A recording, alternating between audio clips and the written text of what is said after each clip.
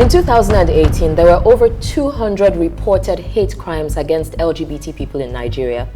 Now, these were crimes carried out by fellow citizens, individuals who felt empowered to carry out acts of hate against another human being simply because of their sexuality. They came down from the bus with guns and they had their uniform.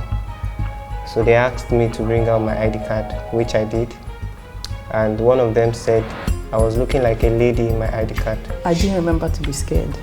I just pictured the end. I tried to imagine how this tragedy was already going to play out. So the boy was trying to escape, but it was too late. They dragged him back, they started beating him, everything. At the end of the day, I don't know where they take him to. Now, there's certain fundamental rights that every Nigerian citizen is entitled to. The right to privacy, the right to life, the right to freedom of association and assembly. Actually hold that, because LGBT people in Nigeria have that last right, the right of freedom to assembly and association, severely limited. Is there ways in which we use legal structures and violence and oppression to determine someone's ability to live fully? I think this is why we're here, to increase people's knowledge of their rights. So I'm very happy to know that the statistics, the data is showing that perceptions are changing, that people are becoming more aware of the real life implications of these laws.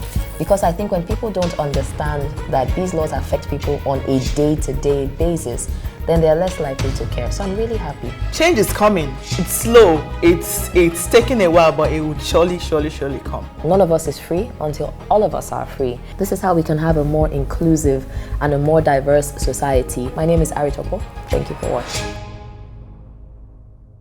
Women's rights activists and LGBT activists often find themselves on opposite sides of the table. The irony is that the table is the same for both: systemic oppression caused by patriarchy. On today's episode of Untold Facts, we'll talk about dismantling the patriarchy and why both sides need to work at the intersections to make it happen. We have two wonderful guests today, and I'm very excited about this conversation. We have Harry Itie. Harry is a Nigerian journalist and an equality advocate. Yes. And then we have Damilola Odufuwa, and Damilola is a freelance editor and a women's rights activist. Yes. So I'm very happy because you both work in explaining and breaking down information. And I think that's important because when we talk about women's rights and we talk about LGBT rights and we talk about patriarchy, it tends to be very academic. So people don't understand what's the relevance to their everyday lives are. So can we just very quickly break down why women's rights need to face patriarchy and the relationship, and then the relationship between LGBT, the LGBT community and patriarchy, right? So let's start with you, Damilola. Yeah, so with women's rights, I mean, the idea still goes back into feminism, because that's what we're going to talk about. And I think a lot of times the definition is really important, which is, you know, a person who believes in the political, social, and economic equality of the sexes. And so the overarching idea with women's rights is to get equality across the board for women. And what prevents us from having that is patriarchy, which is a system that puts men above women, at least in the simplified sense of it all, which I know we're going to go further into describing. But a lot of women's rights groups see it as the system that puts men above and oppresses women and subjugates women. Exactly. Yeah.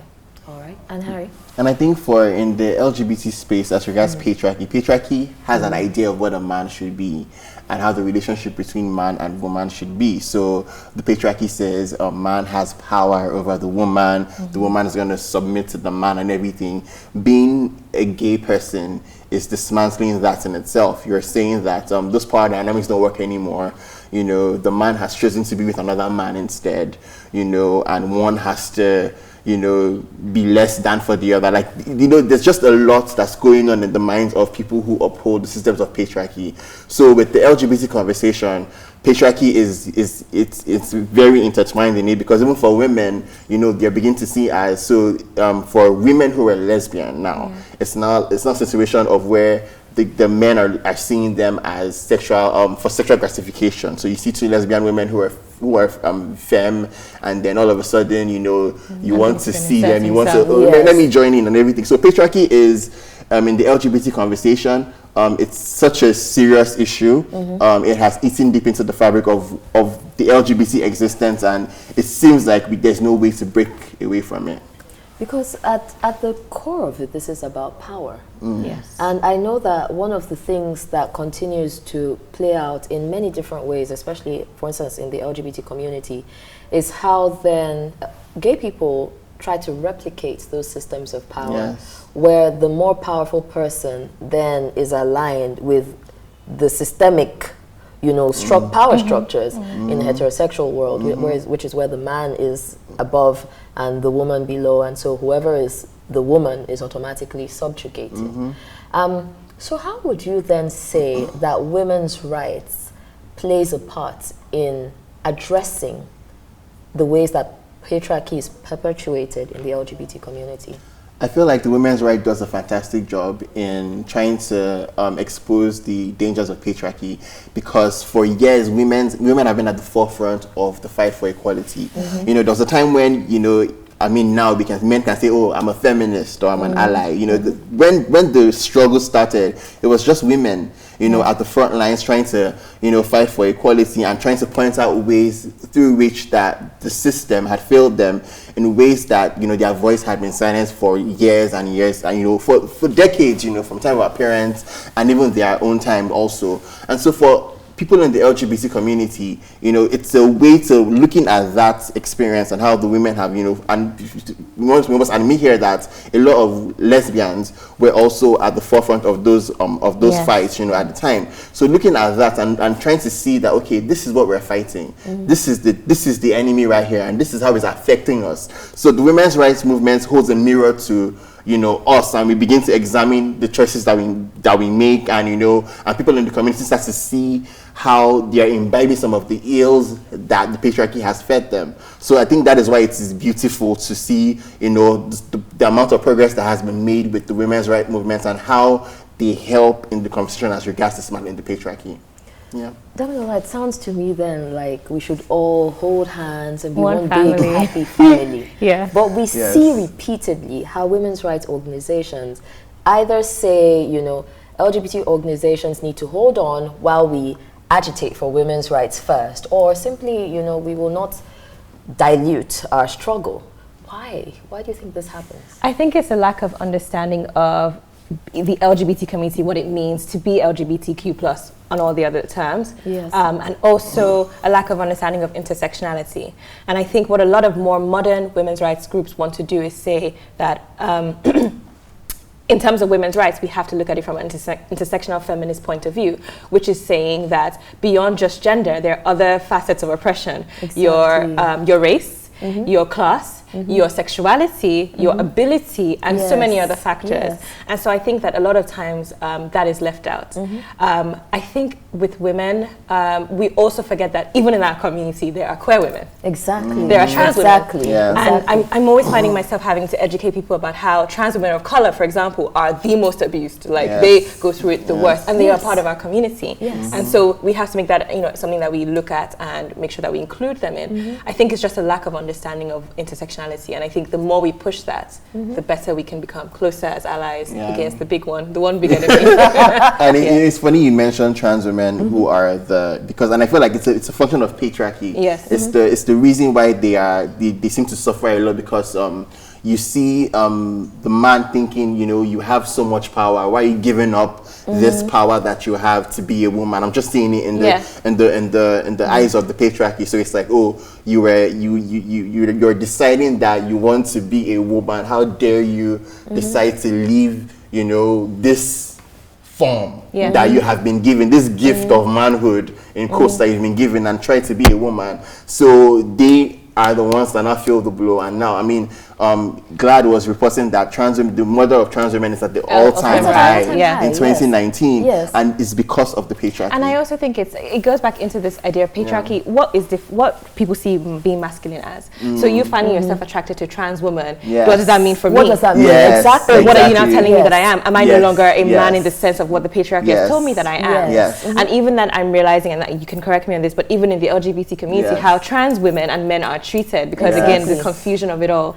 and not forgetting that enemy. The interesting thing is, for instance, that trans women are consistently reporting that once they start to present in a way that is, identified as female, their job opportunities reduce, their access to in certain spaces reduce, they're offered less money than they were actually offered for those that have had gender-affirming surgery or that have changed gender presentation. There is a drastic difference in how they're treated. And trans men face so much bias as well. It's really something that I wonder why then it's not clear that we have one common enemy. One common enemy. Yes, and I think, and also to even add to the point of earlier on why it's hard for us to, for women's rights movements to work with the LGBT movement. Sorry to take us back a bit. Before I didn't want the thought to skip my mind. I feel like for years, LGBT spaces have been occupied by men. So there has been and because gay men are men first, and they're very powerful, exactly. And then you go gay white men. Patriarchal or misogynistic just because he's gay, exactly. And so gay men are men, and they tend to occupy space a lot, and they tend to speak over people, and they tend to have the loudest voice in the room. And so women have found it hard to trust because of the fact that if you let you into our space, you're going to take up everything and you're going to hog the conversation. So I feel like gay men need to take responsibility and sit back and listen and learn and not speak over people, because men are still men, gay or straight. The patriarchy is no less patriarchy whether it's a gay man who's involved or a straight man. And that needs to be considered. I'd like us to look at some of the practical ways that LGBT rights and women's rights intersect. So I'd like us to look at some of the practical ways that LGBT rights and women's rights intersect, the things that they're addressing. So why don't we start with you, Dami? Yeah, so I think that there are a bunch of them. There are the sexual and reproductive rights, and then also the the wage gap, the economic rights. And I'd like to start with that actually, because I was actually reading up of late that when it comes to the gender wage gap, beyond it affecting women, it also affects trans women because they get, as you said, less access to work. And even, for example, in the States, your card, your identity card is a big issue for a lot of people. So, I thought you were a woman, but it says you're a guy, because a lot of them can't change their identity on their birth certificates legally. And that is a factor where people use that to oppress them. Unfortunately, in Nigeria, we don't have rights legal situations that help us and benefit us in actually fighting for those rights and saying, okay, you can't discriminate against a trans person because they barely understand what being trans means. But then even beyond that, in terms of reproductive and sexual health, even for women in Nigeria, I mean, it is illegal to have an abortion unless it's rape and incest. In fact, I think it's illegal in general. And then even access to for sexual health for the gay community is just restricted. And I know that there are apps, I think we even discussed this, that gay people need to use to access, where can they go for sexual health advice? Who can they talk to? Where can they get reproductive health advice? So I think those, for me, are two key examples of how both the LGBT community and women are suppressed by that common enemy, patriarchy. And I also feel like sexual assault is a huge thing that affects women and affects lesbians, and trans women, trans even women. Gay men. Even gay men. The Me Too movement was a key example of that, where women again had to stand up for the LGBT community. Definitely. And it's funny because you hear about trans women they are being raped before they're killed. So it's such a huge thing. And I mentioned earlier remember we started the discussion about how when you go to a club maybe with your girlfriend, and then you guys are together, and then a guy sees you guys and is like, oh, okay, maybe I can jump in, and even in queer spaces, how gay men feel like because you're gay you can touch a woman anyhow, you can touch her because they don't understand boundaries, and everything. So I feel like those are some of the things that need to be addressed because it affects not just women in general. It affects all women in general, and those are things that we can hatch on and figure out how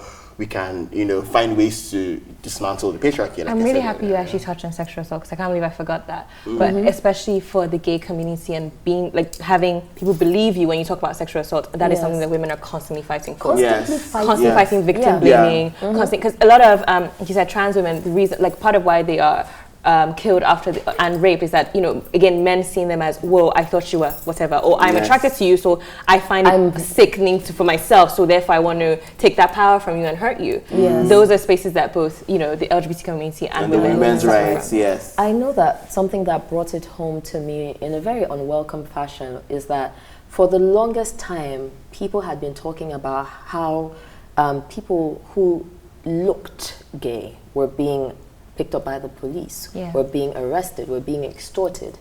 And it seemed like a niche issue. And then women started getting picked up. Yes. And we're realizing it's the same thing. Yes. Where patriarchy and all the ways that it operates are concerned, everyone else is other. And other whose rights are somehow less valid. So let's try and bring some light into this conversation and talk about things that we must do, we should think about. What are some ways in which we can practically reverse this difference in ideology and in operation? What are some things you think should happen? Well, I think, again, understanding, the first thing is knowing who your enemy is. Or knowing what the problem is, and seeing the various topics or situations in that enemy that affect everybody. So like what you said about women being picked up by officers, gay men being picked up by officers, we have one common enemy. So when women are protesting police brutality and rape and assault, and gay men and the LGBT community in general is protesting the same things, we should stand for each other. Therefore, the community understands that actually we have that, one thing that we're fighting towards. And again, it should be obvious, because when we say equality, we mean equality for all. Everyone. But I think it's, again, the constant repetition of this conversation that it has to be intersectional, it has to be intersectional. And understanding that, yes, even in patriarchy also affects men. But it's so weird because women always talk about toxic masculinity, but always forget. I don't know why we were unable to see it as toxic masculinity affects men. Therefore, it must affect the LGBT community, and therefore gay men. Exactly. It does. And I'm glad you brought up toxic masculinity, because I feel like we need to start teaching our children how to be better men. We need to start teaching them how to respect women, how to understand how to deal in spaces where women are. We need to start having those conversations. And even for us in the community, we need to understand that our struggles are the same, even though they look like patriarchy is a double-edged sword. Exactly. Just exactly. We need to understand that. We need to be intentional about how we support women, and not just just don't leave it to Twitter. Go out and march. Go out and support. In your personal space where you are. Understand that this is a collective. It's a collective issue. If you're hanging out with your friends and they're being misogynistic, call them out. Tell them that that is unacceptable. You get what I'm saying? So I feel like we need to be more intentional in how we ally, and not just ally with words, but we need to start doing. And understanding that, the thing that affects you also affects me. Yes. And many times these things look so alike that it should be clear, it should be obvious to us that it is the same struggle. I'm so happy with this conversation, because I think we were able to break down, to really just practical ways. Some people don't think of themselves as women activists or LGBT activists, but if there is something that affects another human being or affects you as a woman, you don't need to be part of an association to become an activist. It doesn't, it's something that can be an everyday way of life by our philosophy, by our actions, by the support that we give to other people who are fighting, like you said, our common enemy. Thank you so much, Damilola. Thank you, Harry. This was a very invigorating conversation, and it did bring home that very common saying that none of us is free until all of us are free. The fight is the same. LGBT rights, women's rights, we're talking about equality, we're talking about inclusivity, we're talking about the acknowledgement of intersections and how they affect our everyday lives. And I think that if we can come to a point of common understanding, then we will truly dismantle patriarchy. My name is Aritoko. Thank you for watching. In 2018, there were over 200 reported hate crimes against LGBT people in Nigeria.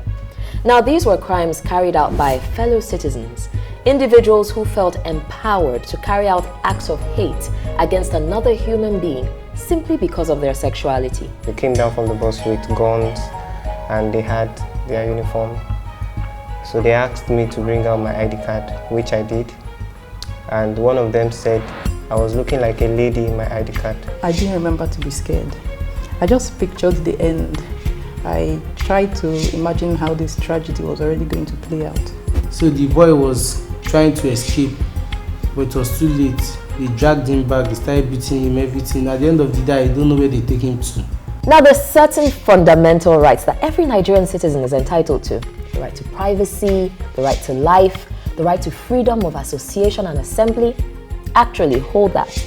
Because LGBT people in Nigeria have that last right, the right of freedom to assembly and association, severely limited. Is there ways in which we use legal structures and violence and oppression to determine someone's ability to live fully? I think this is why we're here, to increase people's knowledge of their rights. So I'm very happy to know that the statistics, the data is showing that perceptions are changing, that people are becoming more aware of the real life implications of these laws. Because I think when people don't understand that these laws affect people on a day-to-day basis, then they're less likely to care. So I'm really happy. Change is coming. It's slow. It's taking a while, but it will surely come. None of us is free until all of us are free. This is how we can have a more inclusive and a more diverse society. My name is Itie. Thank you for watching.